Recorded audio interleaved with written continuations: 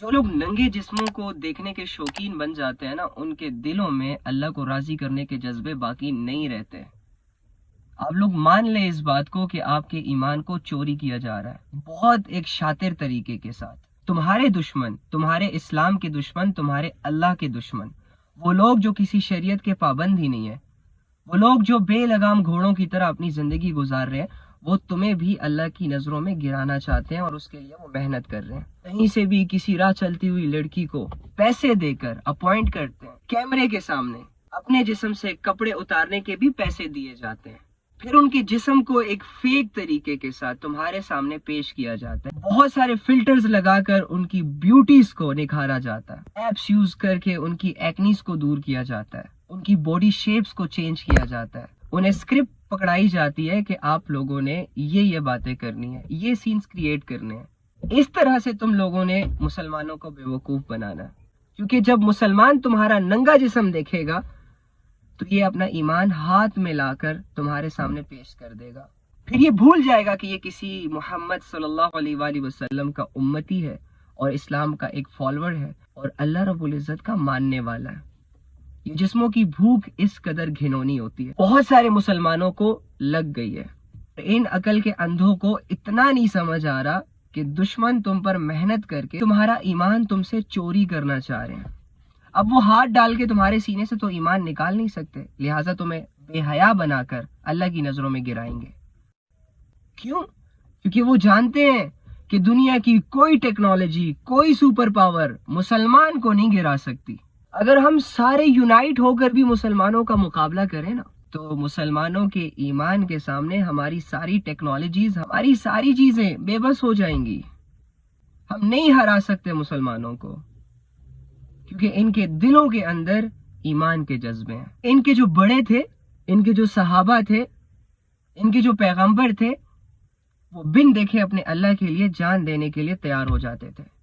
وہ دولتوں کے لیے نہیں مرتے تھے، وہ کسی گرل فرینڈ بوائے فرینڈ کے لیے کٹس لگا کر سولی پر نہیں چڑھ جاتے تھے۔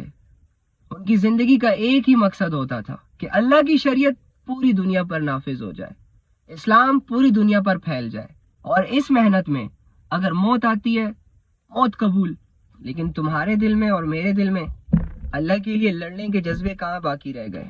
ہم لوگوں نے تو اپنی نظروں کو اتنا گندا کر دیا ہے، خواہشات کا اتنا مرید بنا لیا ہے کہ اب نفس اور خواہش ہم پر راج کر رہے ہیں، ہم اس کے غلام ہیں۔ جو دل کہتا ہے وہی کرتے ہیں۔ اللہ کے بندو، اسلام سے بے وفائی مت کرو۔ بڑے بڑے فرعون چلے گئے ہیں اس دنیا سے، مال کما کر، لوگوں کی عزتیں اتار کر، کچھ ہاتھ نہیں آیا ان کے۔ تو تم بھی اپنی زندگی میں چھوٹا سا فرعون بن کے نہ مرنا، ایک مسلمان بن کے مرنا، اور یہ دولت جو تمہیں بائی چانس مل گئی ہے اللہ کی طرف سے، اس کی حفاظت کرو، اس سے پہلے کہ دشمن تمہارے کلیجوں کے اندر سے، تمہارے سینوں کے اندر سے ایمان کے جذبے کھینچ لے اور تم انہی کی طرح ہو جاؤ جن کی زندگی کا کوئی مقصد نہیں ہوتا، دھن دولت، دنیا، عزت، شہرت میں جی کر جانوروں کی طرح مر جاتے ہیں۔ تم اس دنیا میں ایک مقصد کے ساتھ آئے ہو۔ افحسبتم انما خلقناکم عبثا وانکم الینا لا ترجعون، تم کیا گمان کرتے ہو، کیا سمجھتے ہو ایویں پیدا کر دی گئے ہو، میرے پاس لوٹ کر نہیں آؤ گے؟ پوچھوں گا نہیں یہ کیوں کرتے رہے، تمہیں پتہ نہیں تھا یہ نہیں کرنا؟ کون سی ہمت تھی تمہارے پاس، کون سی ایسی طاقت تھی تمہارے پاس کہ اپنے رب سے لڑنے کے لیے تیار ہو گئے تھے؟ جوانی ہے تم لوگوں کی، ٹائم ہے تم لوگوں کے پاس۔ اپنے اسلام کو اپنے ہاتھوں سے برباد مت کرو پلیز۔ اسلام نے غالب ہو کے رہنا ہے، یاد رکھنا۔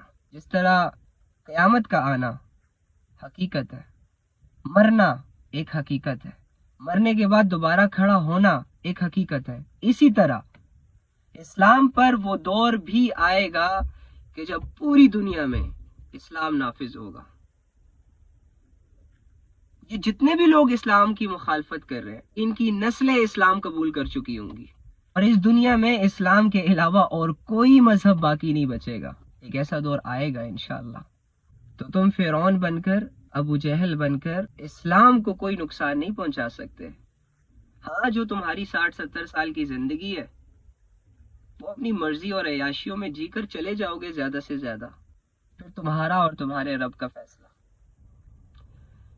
لیکن سوچ لو، ابھی بھی موقع ہے.